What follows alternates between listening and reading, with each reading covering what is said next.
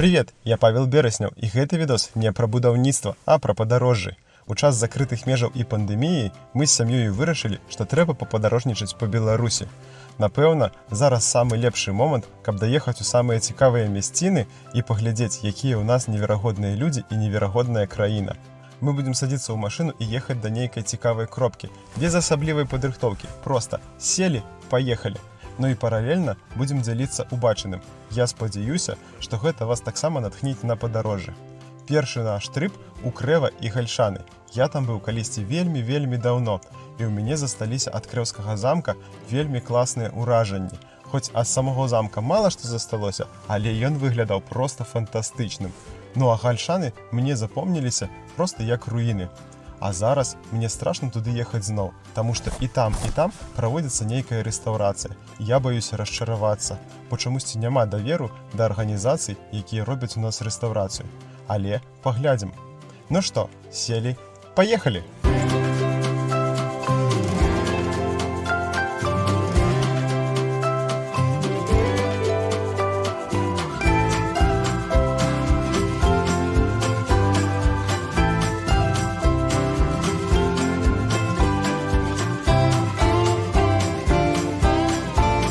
Какие у тебя воспоминания про Крэва есть?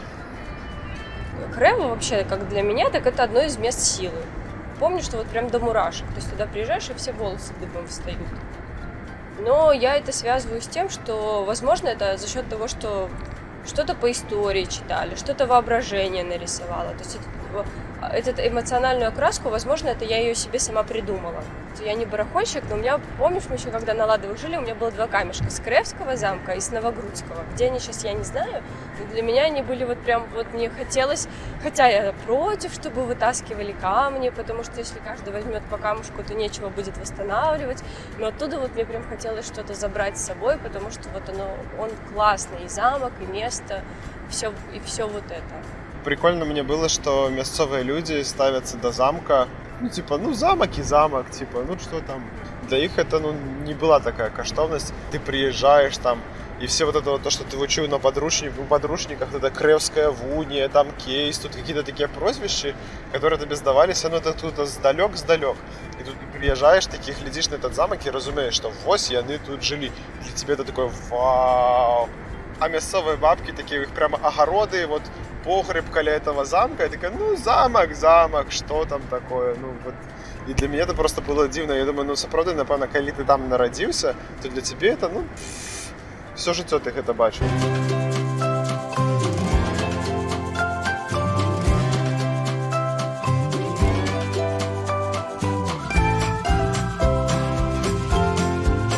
Вось мы уже хутка пад'язджаем да Крэва.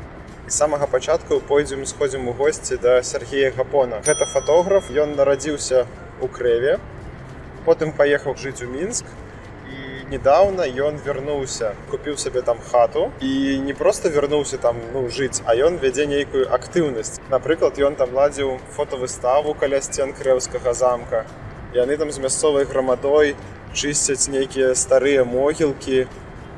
Карацей, ён включыўся в гэтае жыццё. І зараз поедем у абарігена, спытаем, што ў Крэве можна паглядзець, акрамя Крэўскага замка. Гэта Юрова гара, мы зараз на самай яе вяршыні знаходзімся, адсюль адкрываюцца, як можна бачыць, цудоўныя краявіды. Адзінае, што варта значыць, што адкрываюцца яны з гэтай кропкі толькі вось зараз ранняй вясной і напрыканцы восені, калі дрэвы пазбаўленыя лістоты, улетку. Ёсць іншыя кропкі. Вось там, дзе ветракі, яны абсалютна не выпадкова там стаяць. Гэта гара Мелідаўская, 320 метраў над узроўнем мора. І ветракі там сама так высока ўзабраліся над Крэвамі. І мне падабаецца, там вось якраз зараз праз дрэвы можна бачыць такое шэрае, светлага колеру будынак і зялёнае. Гэта адзін комплекс школа.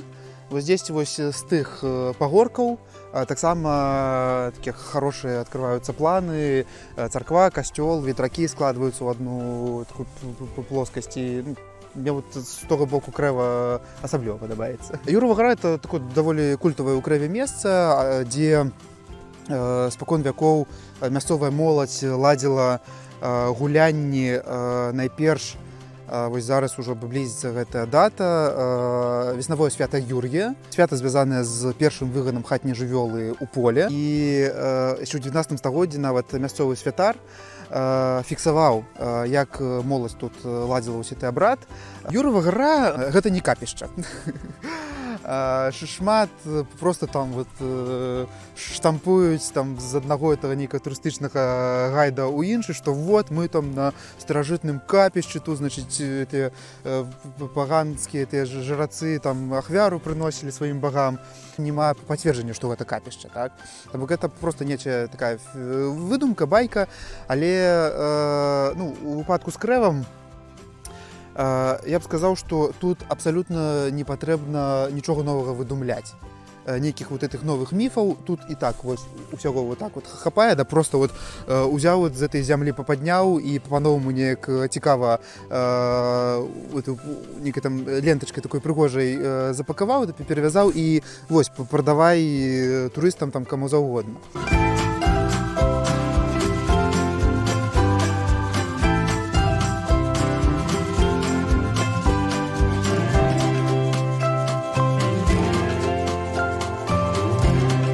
Гэта як бы не проста брама, а бадай што адзін з двух аб'ектаў такога сэнсу, якія захаваліся ў Беларусі, гэта чысцілішча. І ўсе людзі, якія трапляюць на могілкі, яны трапляюць чыстымі. І якім чынам? Менавіта вось праз праходжанне вось праз гэты партал, так? Вось усё, чалавека памерлага пранеслі тут, і ўсе ягоныя грахі засталіся там, а на могілкі ён белым пушыстым зайчыкам прайшоў. Вось я ўжо ачысціўся, можаце вы тут таксама прайсціся.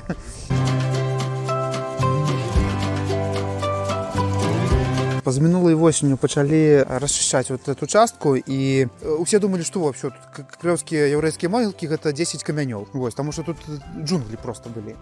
Вось, а потым мы тут все это павыразалі лішнія. Дзяўчаты чысцілі тэксты ад моху. А ў яўрэяў даволі цікавая гісторыя. Ну, па-першае, бачу такія палотны тэксту, так? Бо гэта не проста там імя, прозвішча, гады жыцця і там памяць ад родных, так? У іх тут даецца такая кароткая біяграфічная даведка пра чалавека, хто ён, чым у жыцці займаўся, нават тут могуць ягоных дзяцей пералічваць. І акрамя тэкстаў яшчэ цікавы графічны вот гэты рад. Вось тут, напрыклад, на гэтым камяні мы можам бачыць зламанае дрэва. Гэтым сімвалам звычайна пазначаюць магілу чалавека, на якім скончыўся род. То бок у яго там ні дзяцей, нікога не засталося, усё на апошні. І тут яшчэ мы бачым семісвечнік мінору, так? Адпаведна, мы можам сказаць, што тут пахаваная жанчына, на якой скончыўся род. Тут, вот, напрыклад, сімвал далоні бачым, так? Гэта знак благословення. Гэтым сімвалам пазначаюць магілу Кахена. Гэта такое даволі прывілеяванае саслоўе, і яно там ледзь вось не да самых каранёў першай святары.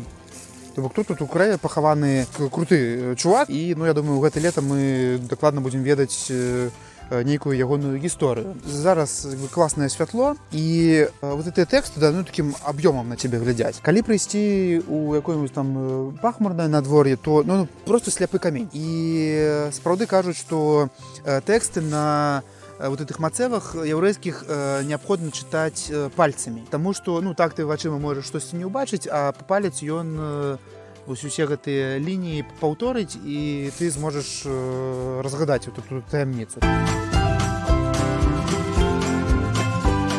Калі пасля першай сусветнай тут усё просто суцэльныя тыя калючыя драты было ўсё сцягнута, і ну чаму не скарыстацца для арміравання пры ўзвядзенні вот такога плота бетоннага.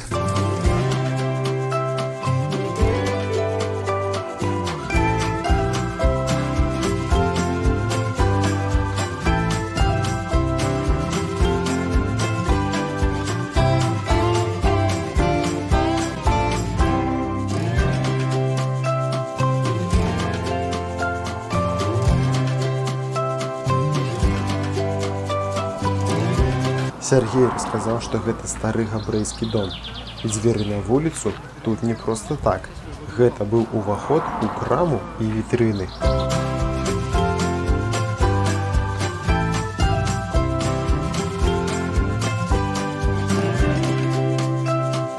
Калі ты постоянно живеш ля мора, так, да, ну і для цябе гэта кожны дзень, ну мора і мора, і што такога.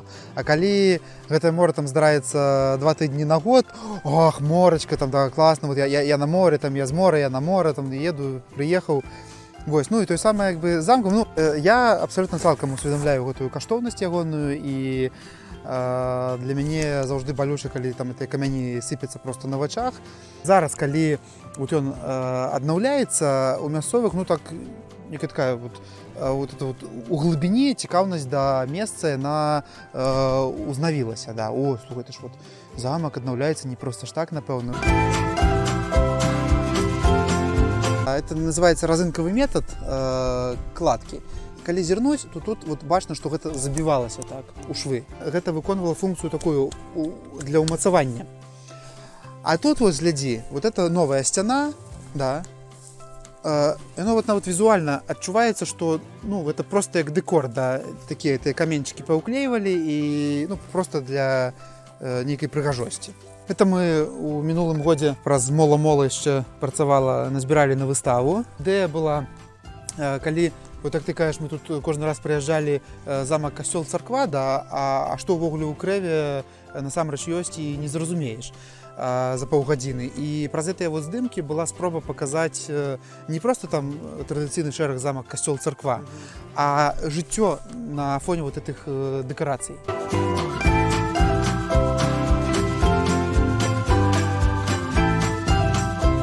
Калі казаць пра нейкія плюшкі для турыстаў, да, то тут ну, акрамя вот того скарбу, якім валодае Крэва, ну, болей нічога і няма, так.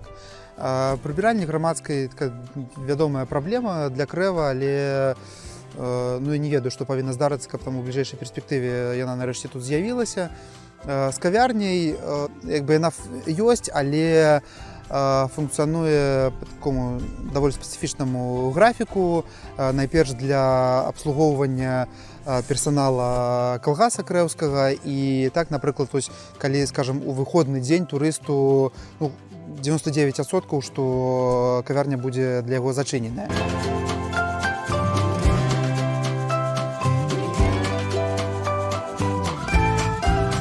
Як думаеш, што гэта за праход такі?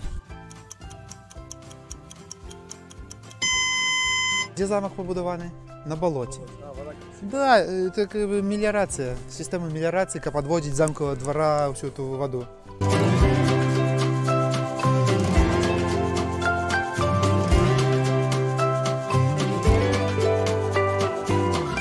Я неяк лічу пасля зімы, ідзеш да замка, 1, 2, 3, 4, 5, 10, 30, 40 камянёў пасчытаў там з аднаго, з другога боку. Дык вот я лічу, што каля 10 тонн на год камянёў вывальваецца. Вот просто сыпецца. Тут асабліва ў гэты год, як была снежная зіма, ідзеш вот уздоўж сцяны і такія вот трэкі, да. Ну, видишь, там камень зваліўся, там камом пакаціўся. Вот камень ідзе тут ляжыць, а тут такая дорожка вытаптаная.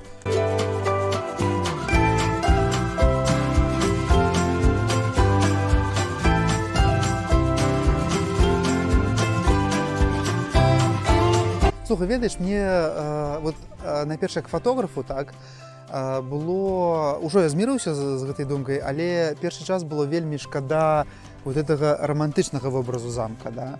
То бок у гэтых вот, ну зараз вот, скажем, глядзім на гэту прамую сцяну роўную, ну як бы роўная сцяна, акуратная, да. А калі вы стаіш, глядзіш на руіны, у іх там вот нейкая такая драма ў гэтых выбоінах, да, нейкая такая вот сіла адчуваецца. І мне было першы час вельмі шкада, што вот всё, вот гэтага ўжо няма, да. В прынцыпе, я цалкам падтрымліваю ідэю поўнага аднаўлення замка, таму што ўсё ж такі, ну разумееш, маеш замак, маеш рэч. І тыя людзі, якія шкадуюць, што ну вось няма ўжо гэтага романтычнага вобразу, ну тут яшчэ 10 год пашкадаваць і ўвогуле нічога не будзе, да. А калі будзе адноўлены замак, ну гэта тое, што дазволіць этаму месцу развівацца далей, і гэта значна важней.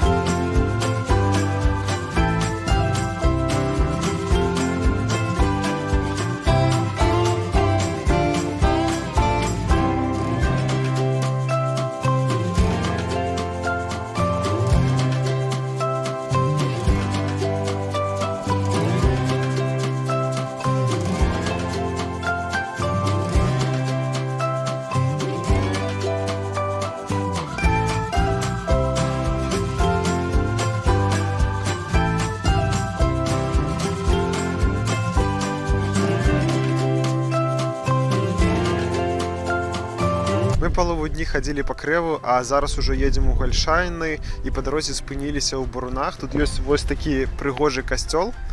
Ну і селі пакуль трохі адпачыць. У нас дзіцёнак заснуў у машыне, таму што ён набегаўся па Крэву. Пра балота спадабалася. Я заўсёды думаў, чаму ён в нізіне этот замак. Аказваецца, ён у балоце, а праз балота не пройдзеш, таксама як і на гару.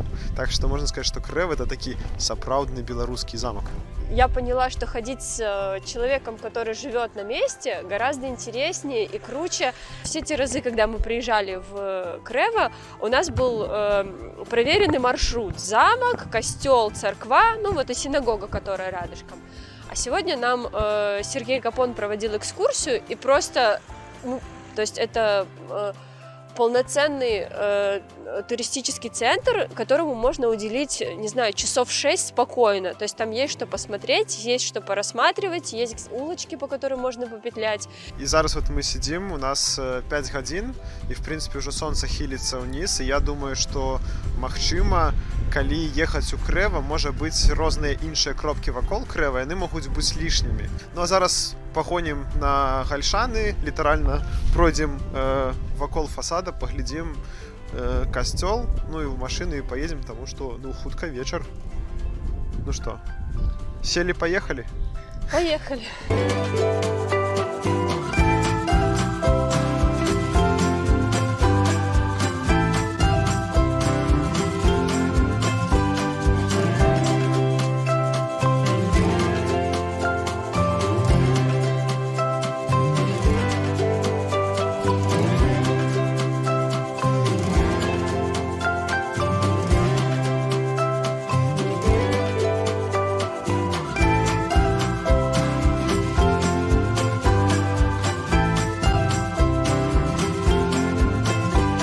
Гальшанскі замак, ён зроблены па іншай трохі канцэпцыі, як крэўскі. Тут набудавалі вось такіх этих лесвіц з парэнчамі, і можна забрацца амаль што на самы верх да вежы, і з гэтай вежы паглядзець, а што там унізе, ты фактычна, ну, бачыш увесь план замка, і ты можна, ну, стаяць і разглядаць. І гэта вельмі прикольна. Конечно, лесвіцы яны не глядзяцца як, ну, аўтэнтычныя, но як для турыстаў, ну, по-моему, это класна.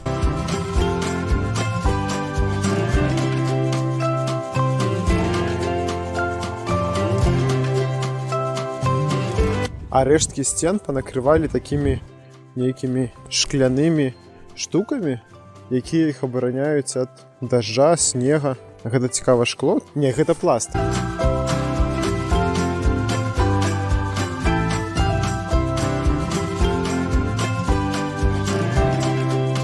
А вось у гэтай вежы абяцаюць, што адкрыецца музей, але гэта, конечно, пакуль усё не працуе. Таму як яно там унутры будзе, ну, незразумела. Перад замкам зрабілі вялікую паркоўку, ёсць нейкія типа адміністрацыйныя будынкі, але пакуль гэта ўсё не працуе, і нават на паркоўкі вісіць знак «Заезжаць туды нельга».